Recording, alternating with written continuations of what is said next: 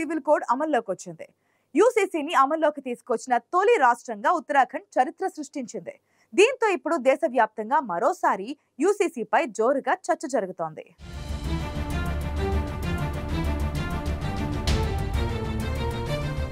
ఉత్తరాఖండ్ లో అమల్లోకి వచ్చిన యూనిఫామ్ సివిల్ కోడ్ ద్వారా జరిగే కీలక మార్పులేంటి? ఉత్తరాఖండ్ లో యూసీసీ కోడ్ తో మహిళలకు మరింత ప్రయోజనం కలగనుందా?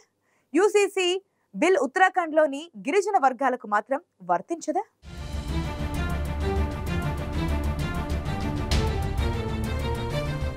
దేశంలోనే తొలిసారి యూనిఫామ్ సివిల్ కోడ్ అమల్లోకి తీసుకొచ్చింది ఉత్తరాఖండ్ ప్రభుత్వం.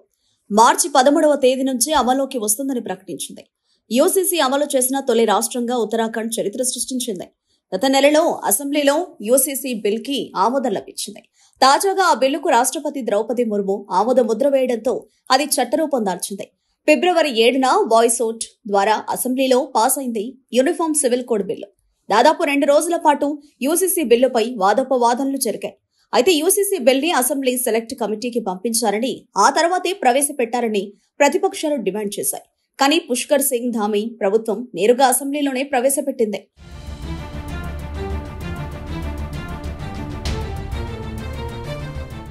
యూనిఫామ్ సివిల్ కోడ్ ప్రకారం లివ్ ఇన్ రిలేషన్షిప్ లో ఉన్న వాళ్లు ఖచ్చితంగా రిజిస్ట్రేషన్ చేసుకోవాల్సి ఉంటుంది.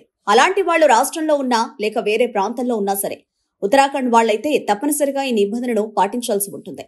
సహజీవనం చేసిన వాళ్లకి పుట్టిన పిల్లలను సక్రమ సంతానంగానే పరిగణిస్తారు. కొన్నాళ్లు సహజీవనం చేసి ఆ తర్వాత మహిళలను దూరం పెడితే ఖచ్చితంగా ఆ మహిళకు భరణం ఇవ్వాల్సి ఉంటుందని యూనిఫామ్ సివిల్ కోడ్ లో స్పష్టంగా పేర్కొన్నారు. లివ్ ఇన్ రిలేషన్షిప్స్ ని రిజిస్ట్రేషన్ చేసుకోకపోతే 6 నెలల జైలు శిక్ష విధించేలా కఠిన నిబంధన చేర్చారు. ఇక భర్త అత్యాచారం చేసినా లేదంటే అసహజ శృంగారానికి పాల్పడాలని ఒత్తిడి తెచ్చినా, ఒకరికంటే ఎక్కువ మందిని పెళ్లి చేసుకున్నా విడాకులిచ్చే హక్కులు భార్యకి కల్పించనుంది ఈ యూసీసీ చట్టం. ఈ కొత్త చట్టంతో మహిళలకు పలు ప్రయోజనాలు కలగనున్నాయని అభిప్రాయాలు వ్యక్తమవుతున్నాయి.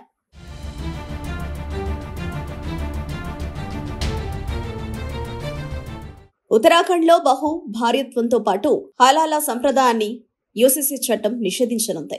కొన్ని ముస్లిం వర్గాలు ఇప్పటికీ ఈ సంప్రదాయాన్ని పాటిస్తున్నాయి. దీని కారణంగా మహిళలకు అన్యాయం జరుగుతోందని ఉత్తరాఖండ్ ప్రభుత్వం భావించింది. అందుకే వాటిపై నిషేధం విధిస్తున్నట్లు స్పష్టం చేసింది. అయితే ఈ చట్టం గిరిజన వర్గాలకు మాత్రం వర్తించదని తెలిపింది.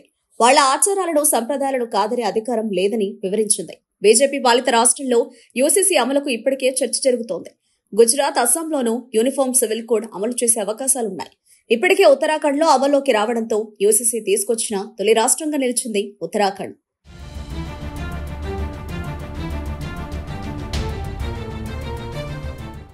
ఇక అస్సాం ప్రభుత్వం రూపొందించిన యూనిఫామ్ సివిల్ కోడ్ బిల్లు తీవ్రస్థాయిలో దుమారం రేపేలా ఉందంటున్నారు రాజకీయ విశ్లేషకులు. ఈ ముసాయిదా బిల్లుపై ఇప్పటికే ప్రతిపక్షాలు ఆందోళన వ్యక్తం చేస్తున్నాయి. కీలకమైన ముస్లిం మైనారిటీ వర్గాల వివాహాలు, విడాకుల రిజిస్ట్రేషన్ చట్టాన్ని రద్దు చేస్తుండటంతో పాటు ఇతర మైనారిటీ వర్గాలకు కూడా ఈ బిల్లులో షాక్ ఇచ్చే నిర్ణయాలే ఉండడంతో ఈ యూసీసీ బిల్లుపై విమర్శలు వస్తున్నాయి. యూసీసీ బిల్లును వ్యతిరేకిస్తూ అస్సాంలో మైనారిటీ వర్గాలతో పాటు ప్రతిపక్షాలు కూడా ఆందోళనలు వ్యక్తం చేస్తున్నాయి.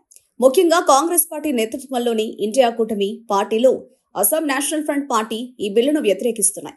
ఈ పరిస్థితిలో అస్సాం యూసీసీ బిల్లును తీసుకురావడం సవాల్తో కూడుకుని ఉన్నట్లు తెలుస్తోంది.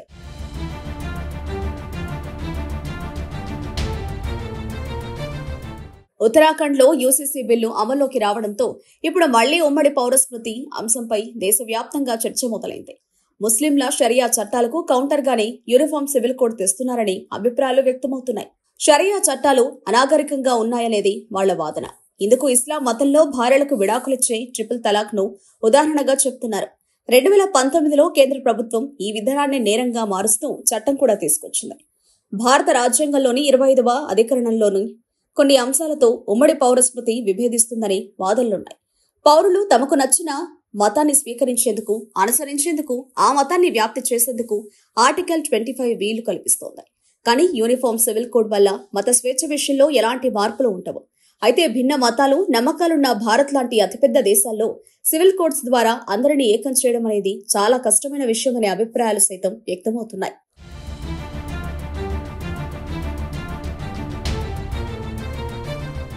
ఉమ్మడి పౌరస్మృతితో కులం, మతం, వర్గం, స్త్రీ, పురుషలింగ భేదాలకు అతీతంగా పౌరులందరికీ సమాన హోదా లభిస్తుంది. చట్ట ప్రకారం ఆడ, మగ ఇద్దరు సమానమేనని లింగ సమానత్వం కల్పిస్తోంది.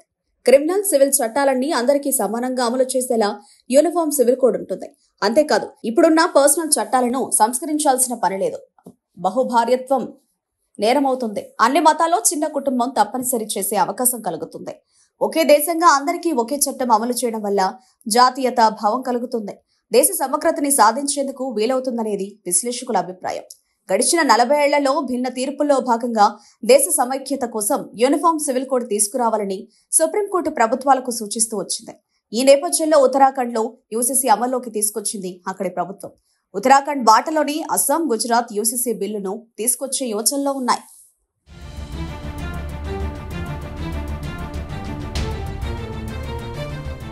దేశంలోనే తొలిసారి యూనిఫామ్ సివిల్ కోడ్ ఉత్తరాఖండ్ లో అమల్లోకి వచ్చింది. దీంతో ఈ బిల్లును తీసుకొచ్చిన మొదటి రాష్ట్రంగా ఉత్తరాఖండ్ చరిత్ర లిఖించింది.